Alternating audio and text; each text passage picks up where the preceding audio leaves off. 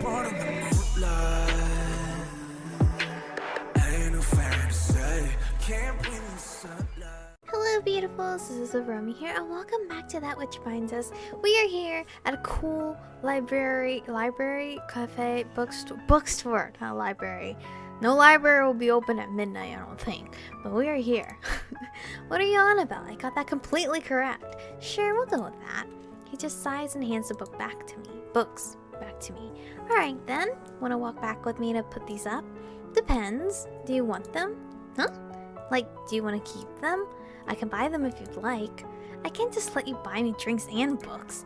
These books cost more than both of our drinks tonight. Why are hardbacks so expensive nowadays? Because it's a hardback? Instead of ignoring it, he just shrugs and smiles a bit. Nah, it doesn't really matter. I don't exactly spend my entire paycheck on myself. He takes the books back from me and starts heading towards a cash register. Hey! What? If you don't want them, then I guess I'll just get them for myself. Sure. He turns around and keeps walking, and with that, the conversation is apparently over. There's nothing left to do but give up and walk with him. The counter area is an odd sort of aquatic-looking section, complete with fishing nets, a mock boat, and stuffed animals. There's a woman and a young man hanging around the counter, I was gonna say corner, waiting for their shift to be over. It just stops in his tracks so abruptly, I accidentally run into him. Hey! He just turns around and starts walking the other way. What? See someone you know? Kids, they make horrible workers. You're a young-looking man. He makes sure to immediately duck back into the rows of bookshelves and doesn't look back at the cashiers. Want some coffee? They make a good roast downstairs. Beer and then coffee? I like to be able to sleep tonight. I guess you can check out down there too. It probably won't help you sleep, but it's pretty cold outside. Sounds like an expensive hand warmer. Sounds like a delicious hand warmer. As we head down the stairs towards the sound of a loud coffee grinder, it's like we've stepped into an entirely different building. The walls are all old-timey brick and the floor is wooden slabs sloppily nailed together for a rustic aesthetic. The decor and tables are on metallic bronze, giving the place a steampunk look. It feels as if we're in an underground train station, circa 1900. And here we are. Coffee, scones, pastries, hot chocolate, whatever you'd like. This is really the reason why they're open so late. There's no other place to read books with a cup of coffee that's open this late at night. And with the community college nearby, they make a killing. They also make a mean bagel. A mean bagel? What does that even mean? You know, like a really good one? I'll take your word for it. Well, do you want anything? I don't like how he puts it, as if it's just natural that he drops even more money on me. How about I pay this time? Why? Why not? Well, I hate to break it to you, but I make more than you. And I'm the one who brought you here, so I might as well pay. Why do you think you make more than me? There's a bit of silence as he just stares at me with an unimpressed look on his face. Because I'm a bondsman and I have a secret side job? How much do you make? Minimum wage? Of course not. Then what? A few dollars over minimum wage? Great, case closed then. I'm gonna get a cup of coffee. Are you going to get anything? No. If I buy 2 cups of coffee on accident, will you help me drink one of them? Maybe. He turns and walks to the counter with books in hand while I walk over to a table. I didn't think this place would be really popular, but it seems to be doing good business. There are some college kids sitting over in the corner, all with laptops and textbooks covering their tables. I've never missed that part about school, but still, the end result is worth it all. Probably. Hopefully. Aside from them, there's a couple of random stragglers, a young couple, a businessman, a hipster guy, and an off-duty barista. I found an empty table for two beside the businessman to sit down. The man has a laptop and a few sheets of paper spread out in front of him with a tall black coffee in his hand. As I sit down, it just comes back with 2 coffee cups. Here you go. Whoops, looks like I got an extra cup. Just hand it over. He places it in front of me and sits down. Well, how has the night been so far? I don't know, I haven't decided yet. Was it at least better than sitting at home all night? I had a pretty nice blend of hot chocolate and a really soft blanket I recently bought waiting on me. I think I'm better company than just a blanket. Did I mention how soft it is? He just sighs and takes a drink of his coffee. Alright then, what would make a better night? Huh? Let's say you could go anywhere in town and do whatever you want for a night. What would you do? He asks the weirdest questions. Well, maybe not the weirdest, but there's something about the way he looks when he asks these things. Or like this. I don't know. He already knows what I'm thinking or what my answer will be. An entire night just for me, huh? You're really putting me on the spot. Good. Maybe it'll help you it'll help make you think about what you really want. It's a bit like one of those where do you want to travel to around the world question, isn't it? You just come up with the most extravagant place in mind without worrying. Now, you're just stalling. Maybe. Fine, off of the top of my head, then... I'd really like to go to the annual charity ball at the Ford Theater. That's it? What, you want to hold a itinerary? Sorry, a itinerary? Sure, why not? Okay, I get ready around 6. At 7, the taxi pulls up outside my apartment and I step in. I'm wearing a white dress with a pink lace. Something simple, but with a bit of flair. The taxi drops me off at the front door. Wait, the place is going to be packed. There's no way someone like you would be able to get dropped off at the front door without waiting like an hour. This is my fantasy, okay?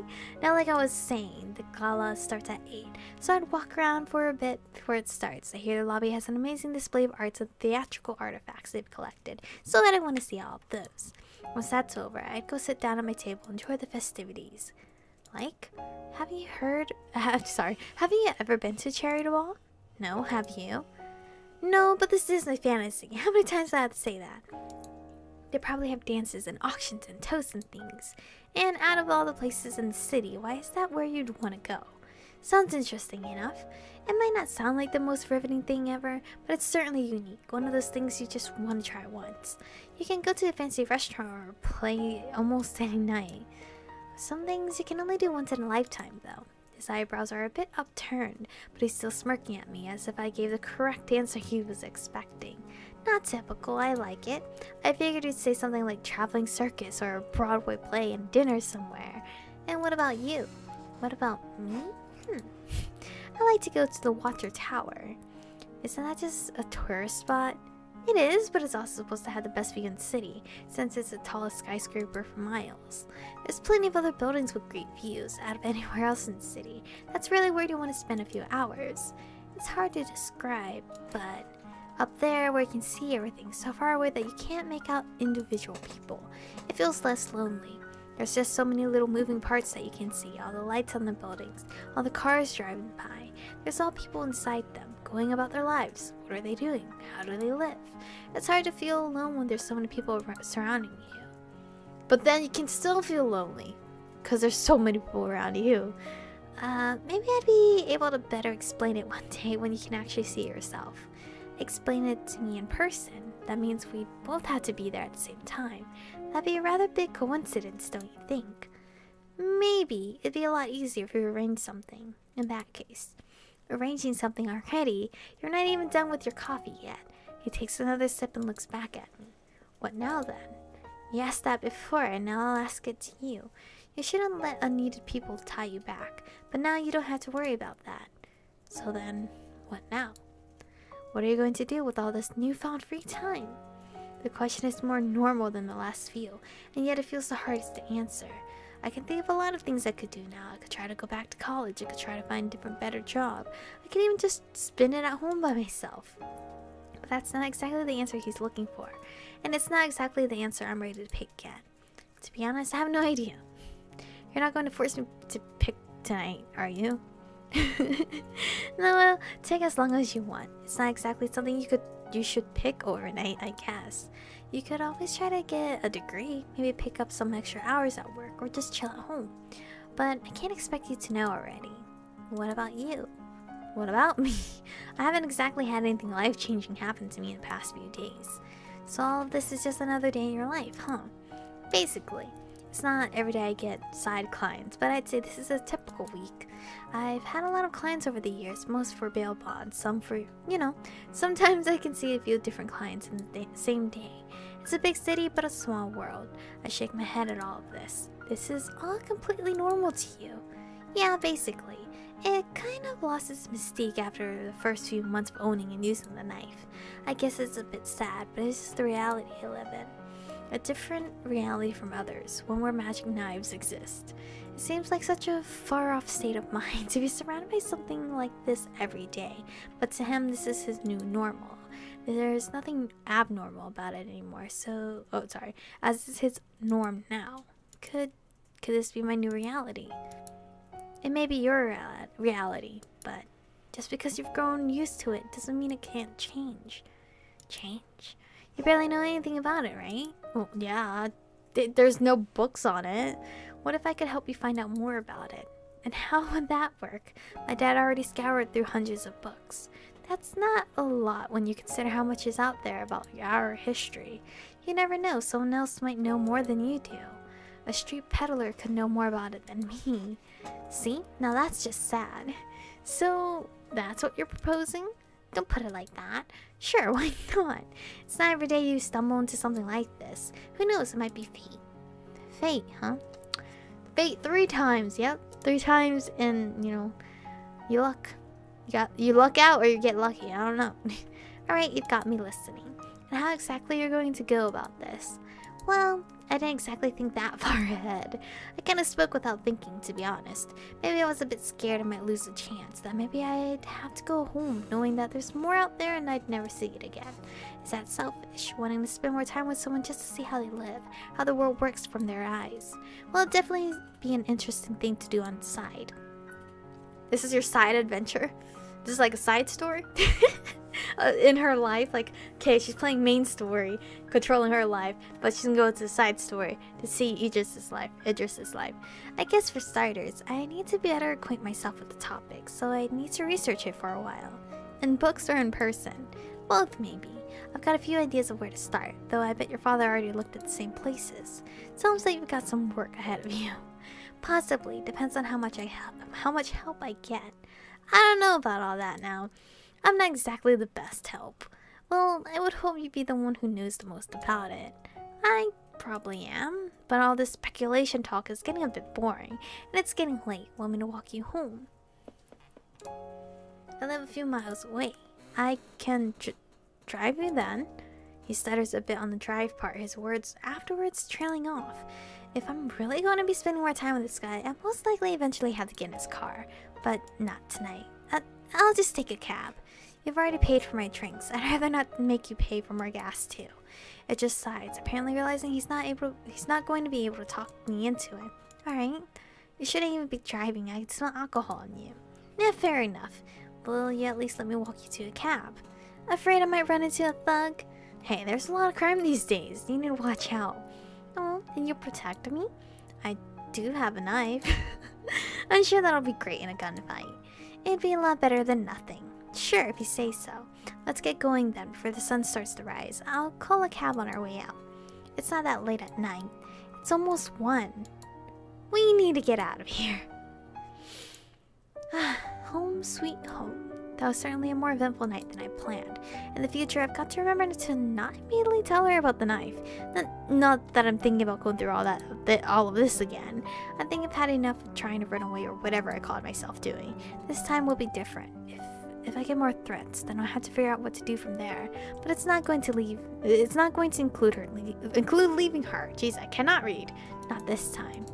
I want to see if she made it to her apartment alright, but she might think I'm just being nosy. I'll just have to hope. Do we exchange phone numbers, I guess? Wow. I definitely wasn't expecting all of this, getting dragged out to a bar by Sierra. It was just a few hours ago, but it seems like a whole week has passed since. I didn't think I'd ever say this, but I'm grateful she coerced me to go. It's such a small world we live in. I had mostly forgotten about that man, but now... what am I supposed to do now, though? I only have a few ideas on where to start looking. Like you said, I probably won't find anything. His father spent years searching just to find nothing. All of this just because I was too curious. I do want to find out more. I want to know how it works. I want to know how such a strange object could stay hidden so long. Well, I do know now there's more out there. Maybe I'll go by the library tomorrow. I'm sure there's tons of books on reality-defying artifacts that are real. I'd have better luck looking online on occult forums. Do I expect to find anything? Does he even expect me to find anything? Now I'm just overthinking this. I can really feel the alcohol now. I think it's time for bed. Why has the sun got to be so harsh today? I rarely sleep in. Why can't it just let me? I mean, you can't tell the sun to hey, pause.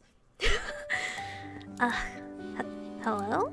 Hey, they need you in manager, it's my day off. They need you in to run register. Sierra called in sick. I'm sure she did. Alright, I'll be there about half an hour. No, hope I didn't catch you at a bad time, or I know it's your day off, but can you come in? Just get your ass in and hangs up. I hope every manager isn't like him. Maybe I'd be able to find out someday. Most managers are kind of like that, but some are nice. Why couldn't he have called in an hour or two? I can't go back to sleep. Well, shit. At least I didn't have to work all day. I can finally enjoy the rest of my day off. Thanks, Sierra. The cafe is bustling with waitresses trying to serve all their tables, while busboys try to clean off the tables fast enough. I remember the 2 months I worked as a waitress. Never again. The work was too fast-paced and required a lot more memorization than I thought. Too many orders and tables and needs to keep up with. I especially hated coming back to a table only to find $1 tip because I brought their drinks a little late. Retail isn't the best in the world. I still have to deal with all the uptight moms and men who think they can do my job better than me, but at least it's not as strenuous. Now, if only I could find a quieter job to let me work at an even slower pace where I'd have time to read, like some unpopular store in the corner of a mall. But then you won't get hours, so you won't get paid as much. Where are all these thoughts coming from? I'd never considered staying at this job my entire life, but I also hadn't really thought about looking for another job before. Between the paychecks I work for and the anonymous paycheck in the mail, I live pretty comfortably. But why am I suddenly thinking about changing it all? I always wanted to be a professor, but that never happened nowadays. Or does she mean like her thoughts never went that way? I spent too many years out of school to go back for an 8-year degree. But a smaller degree, one where I could still give lectures. Maybe not lectures to undergrad students in the classroom, but to various showrooms like one of my old teachers would talk about. But what am I talking about? Going back to college? Finding a better job? Those always seem like far-off dreams, but now I should finish my sandwich before it gets cold. This is where we're gonna stop for today's episode. I'm not too sure how long this route is gonna be because we finished like the, I guess, intro route with the 13 episodes. So I don't know if it's gonna be another 13 and then we'll finish this one, or this one might be a little bit shorter. Who knows? But anyway, thank you guys for watching today's episode. Stay beautiful, and I'll see you guys in the next one. Has to wonder